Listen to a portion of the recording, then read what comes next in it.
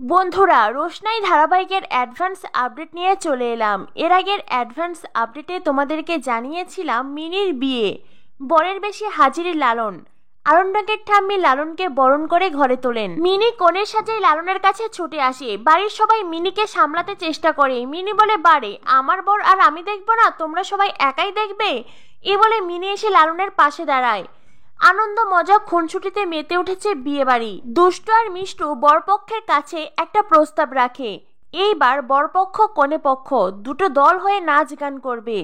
যেই দল নাচে জয়ী হবে তার জন্য বিশেষ পুরস্কার রয়েছে। গরিমা দুষ্টু আর মিষ্টুকে আলাদা করে ডেকে বলে, আমাকে তোমরা আবার নাচ করতে বলবে না তো? দুষ্টু মিষ্টু বলে, গরিমা দিদি তোমার কোনো চিন্তা নেই, তোমাকে আমরা এখানে নাচ করতে বলবো না।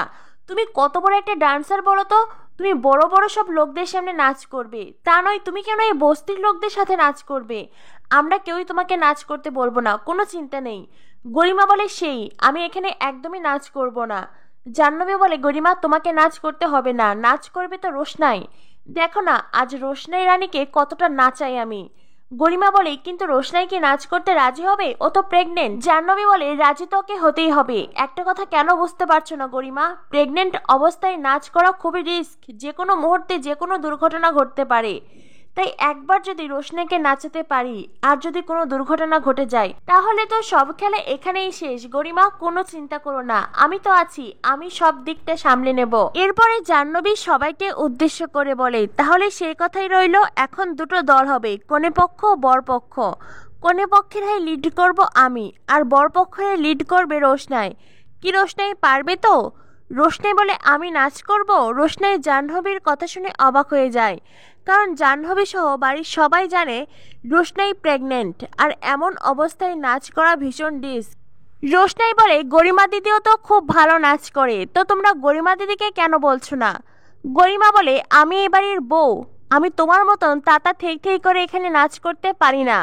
রোশনাই বলে, জাহ্নবী দিদিও তো এই বাড়ির বউ, তো সে যদি নাচ করতে পারে তো তুমি কেন পারবে না? গরিমা বলে, জাহ্নবী দিদি অনেক আগে এসেছে আর আমি নতুন বউ। দুষ্টু মিষ্টু বলে, গরিমা দিদির নাচ সবাই টিকিট কেটে দেখে, আর গরিমা দিদি এখানে নাচ করবে? কখনোই নয়। মিনি বলে, ঠিক আছে ঠিক আছে, ওই টেরিকে নাচ করতে হবে না, আমার রোশনাই রানী একাই 100। এই বলে মিনিও রোশনাইকে নাচ করতে অনুরোধ করে, আর মিনির কথা রোশনাই ফেলতে পারে না। মিনি তো অবুঝ, মিনি তো রোশনাইকে নাচ করতেই বলবে, কিন্তু রোশনাইর কি এতটা রিস্ক নেওয়া উচিত হলো? আরণ্যকের কল আসলে আরণ্যক ওখান থেকে যেতে চাই। মিনি বলে, এই দাদা ভাই তুই কোথায় যাচ্ছিস? আরণ্যক বলে, তোমরা নাচ শুরু করো, আমি একটু পরে আসছি। এই বলে আরণ্যক একটুখানি হেসে ওখান থেকে চলে যায়। তারপরে শুরু হয় নাচ। আরণ্যকের বাবা, জাহ্নবী, গরিমা সবারই এইসব নাচ গান বিরক্ত লাগছে, কিন্তু না, নাটক জমাতে হলে মুখে মিষ্টি হাসি রাখতেই হবে। আরণ্যকের বাবা যে নোংরা ষড়যন্ত্র করেছে সেটাকে সফল করতে হলে এমনটাই করতে হবে। রাজাও সেই নাচের ভিডিও করে, যদিও রাজার ইচ্ছে করছে না, তবু কি করার, অভিনয় করছে। এরপর দেখানো হয় লালনের নাচ শেষ হলে জাহ্নবী নাচ করে। জাহ্নবীর নাচ শেষ হলে রোশনাই মিনিকে নিয়ে নাচ করে, আর নাচ করতে করতে রোশনাই মাথা ঘুরে পড়ে যায়, যেটা দেখে ছোট বড় মা সবাই রোশনের কাছে ছুটে আসে, রোশনের জ্ঞান ফেরাতে চেষ্টা করে। অন্যদিকে আরণ্যক এমন একটা অবস্থা দেখে রোশনের কাছে ছুটে আসতে চায়। তখনই পিছন থেকে গরিমা আরণ্যককে বলে, আরণ্যক তুমি কোথায় যাচ্ছ? তুমি কোথাও যাবে না।